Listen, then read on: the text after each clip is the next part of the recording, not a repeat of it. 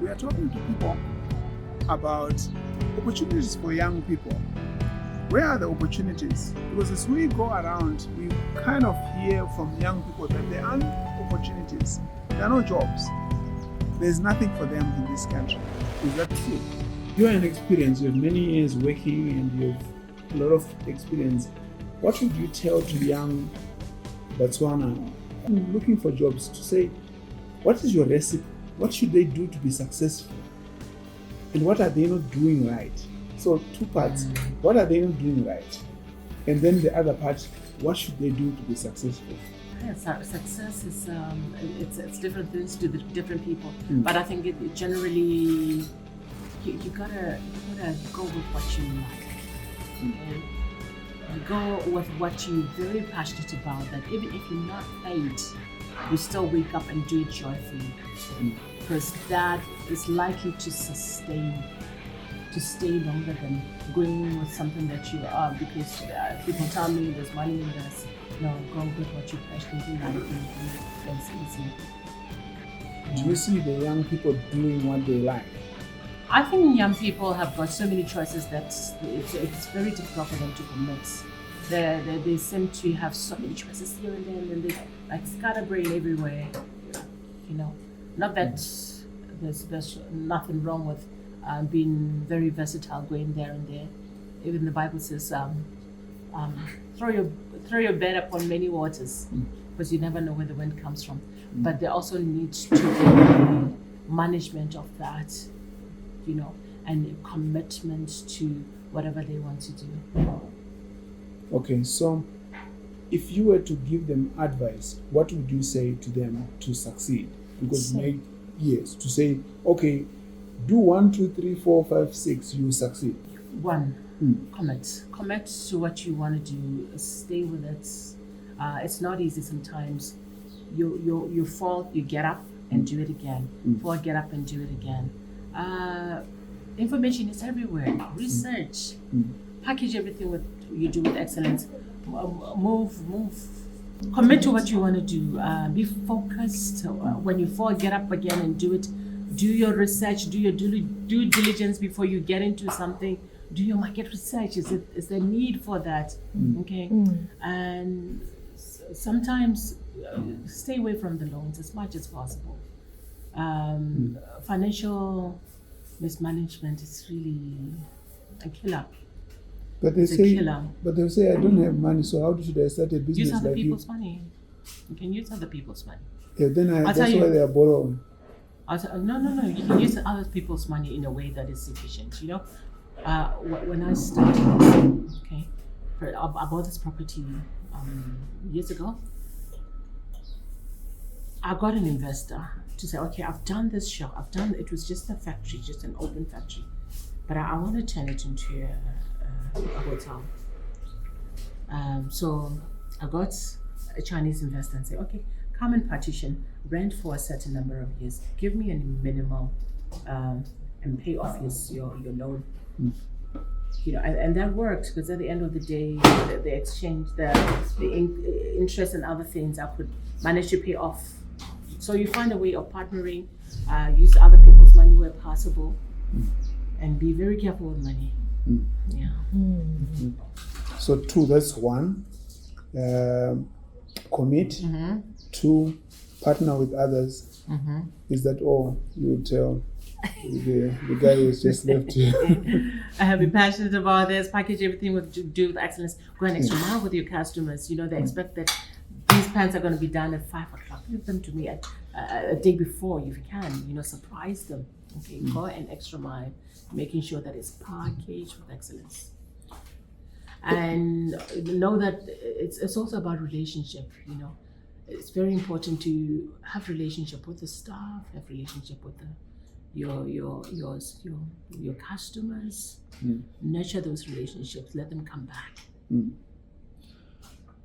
I'm sure you have seen other kids or young people younger than you around here doing things that you think very, very younger than me. Yeah, well, I'm an old woman. Yeah, well, yes. Anyone younger than you. Yes. I'm sure you've seen them doing things that you think, I think you shouldn't do this. What are those things that young people are doing which you think they shouldn't be doing because it affects their success? I think most young people find it very difficult to delay gratification. They want it now. And wanting it now sometimes it's a problem. They find it difficult to wait and to build some more and go again and build some more. They don't have that patience. Yes. So that can drop them. Yesterday we were talking to some other CEO of a company. He was saying Botswana children, they have everything from the government, but they are not successful. Do you agree with that? I believe so. What do you think Some is the feel cause? entitled. I think that, there's that entitlement attitude that they grew up with. Well, kind of. Some of them, because I think we've been spoon-fed too much. I'll tell you, my parents have never paid for anything per se. Okay, I had free delivery in the hospital. My mom didn't pay anything.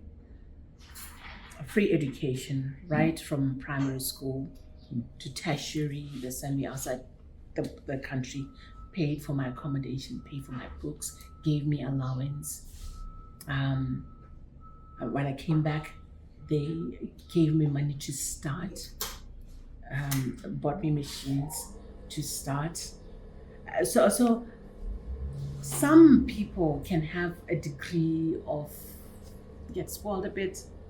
That entitlement, yes. So it's still there. It's still there that the government is doing just too much for people. So some people can develop that sense of entitlement that after all the government should not. So I don't have food. The government did not cook this morning. Where's my breakfast? Sometimes doing something with a lot of information can be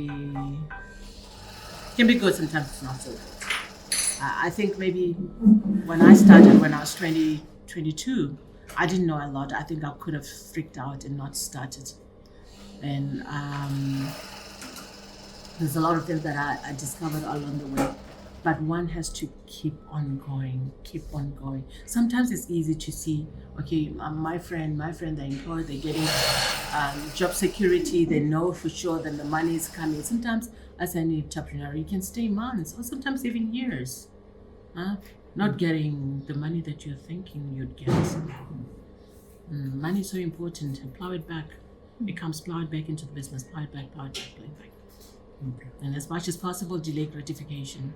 The question mark of high unemployment can be solved by the number of knowledge that lies in the people who carry the degrees. Okay. If people with degrees can use that knowledge to create jobs and not knock on doors hoping for a paycheck, but rather say, I have this qualification, I can solve this problem in our society, and I can create employment with the qualification and not just to look for employment.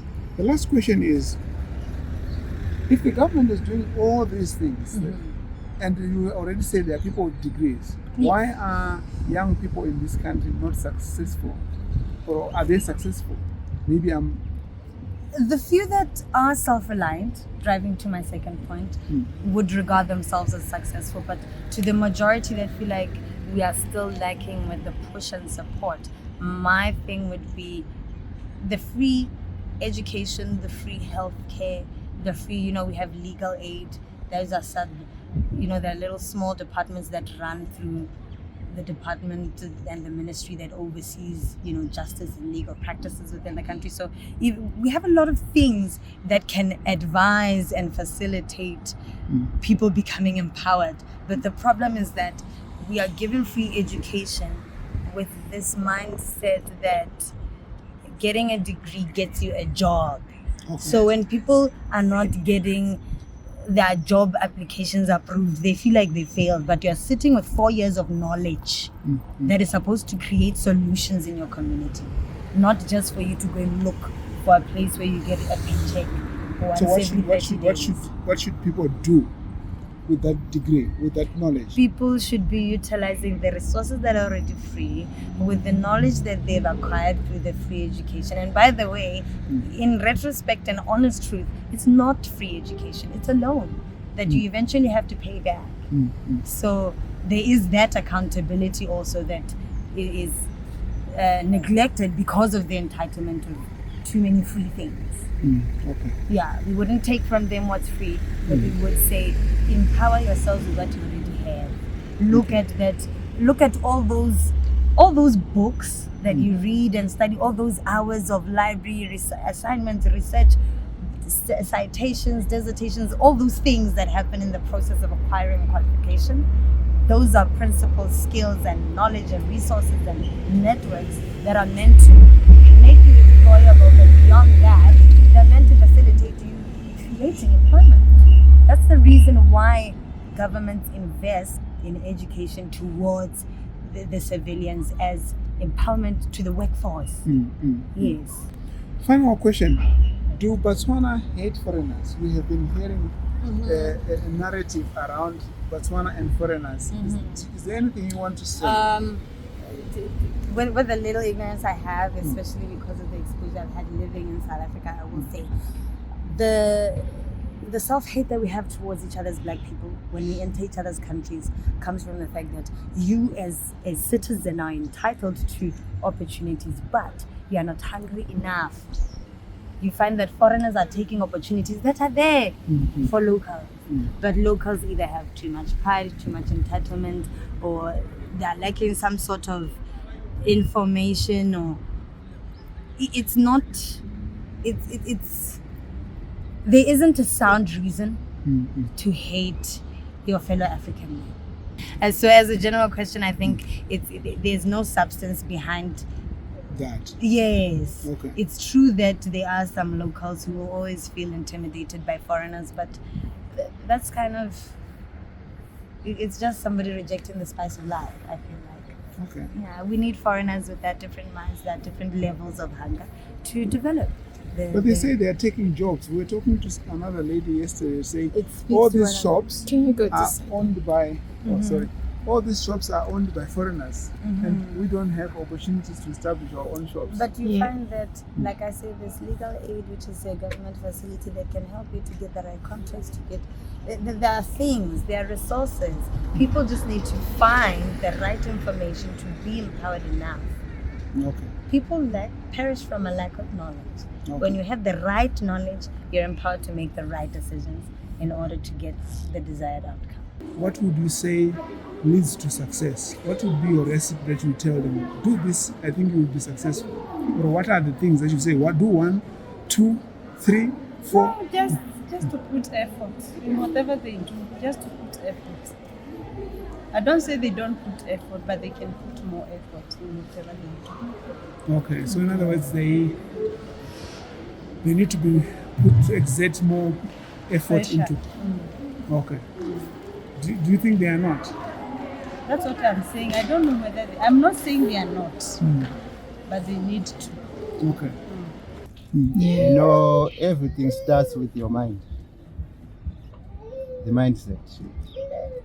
If your mind tells you that you need to finish school and get employed, you know, that's your target. In most cases, you will get that. But if your mind tells you that I'm not limited, I'm learning here so that I will be able to do my own things, in most of the cases, you also get that.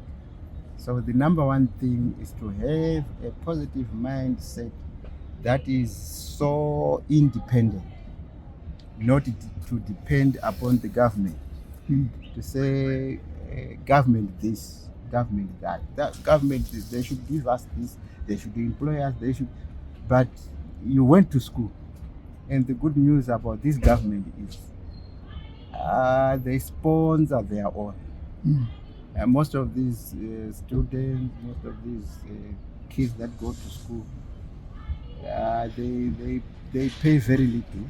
I'm not very sure of how much, but most of their courses, they are government sponsored.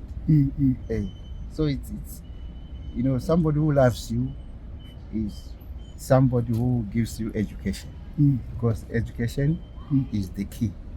So the whole issue is about your mind.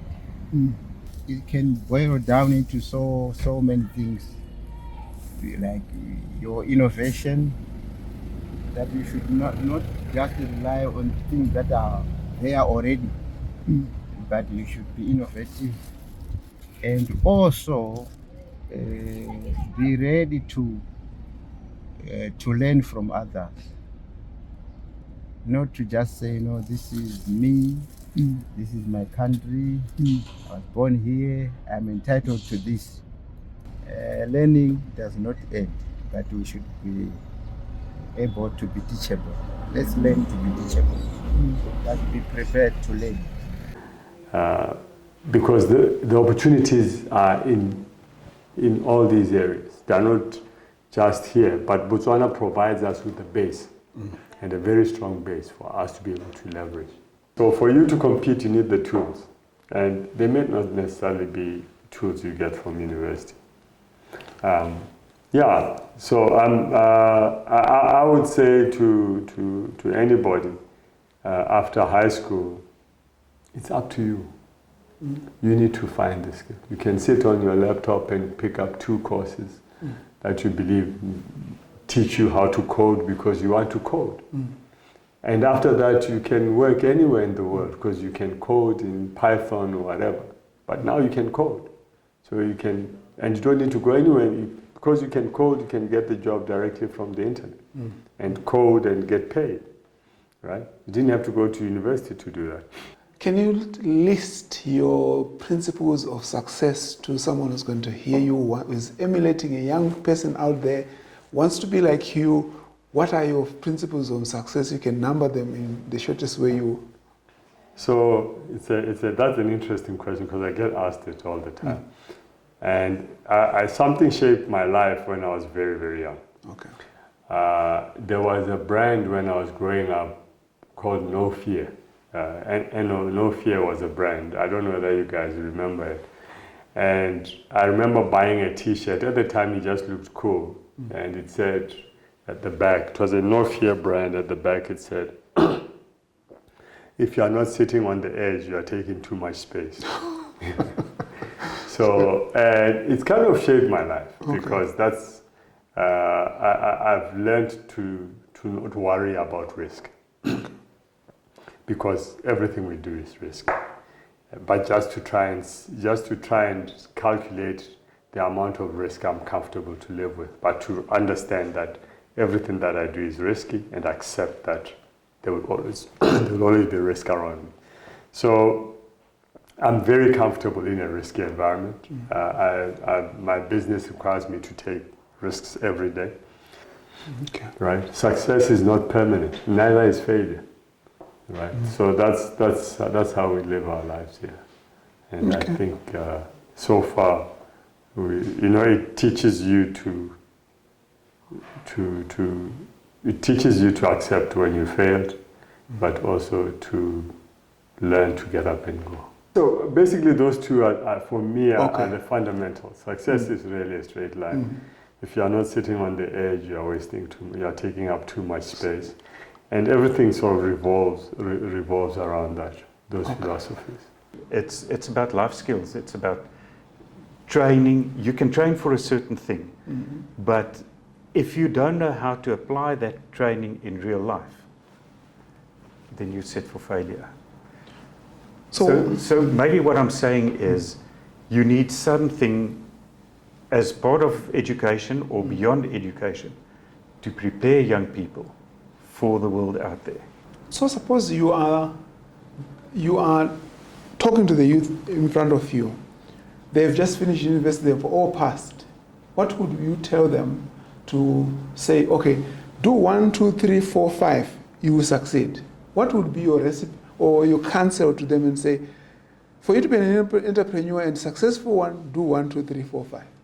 Sorry, I'm putting you on the spot. No, that's fine. I want you to be free to put... You know what, Ernest, I've always been of the belief that if I work for you, My future is not dependent.